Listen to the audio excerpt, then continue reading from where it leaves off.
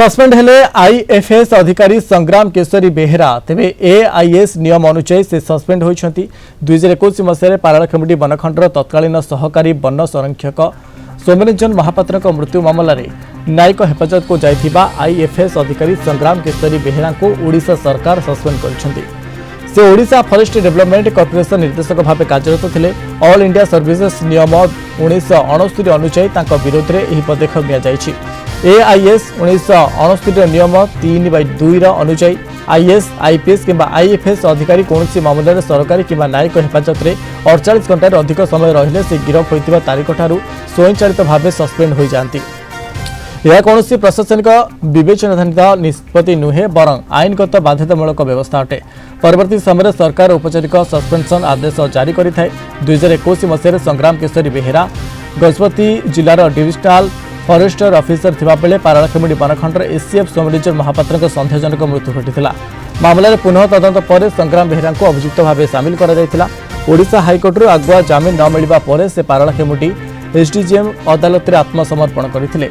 SDJM एवं पर जिला और दौरा जज जमीन आवेदन खारज करने पर न्यायिक हेफाजत को पठाई जाइथिला। जमीन खारज कराइबा परे अदालत कहिथिले जे मामलार अनेक साक्षी वन विभाग कर्मचारी सेमाने पूर्व संग्राम बेहेरा अधीन में काम करुथिले। एभली स्थिति में तांको जमीन दिया कले साक्षी को प्रभावित करिवार आशंका रहिथिबा अदालत मध्य मत प्रकाश करथिले। न्यायिक हेफाजत में 48 घंटार अधिक समय रहिबा परे एआईएस नियम स्वयंचालित भाव लागू होइतिबारु तांको सेबारु सस्पेंड करा जायछि।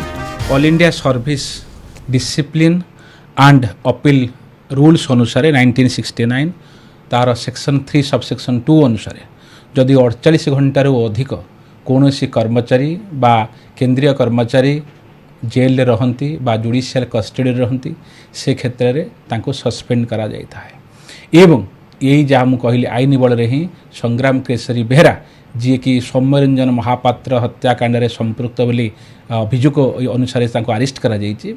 सेतिपई तांको ऑल इंडिया सर्विस कोड अनुसार सस्पेंड करा जाइछि।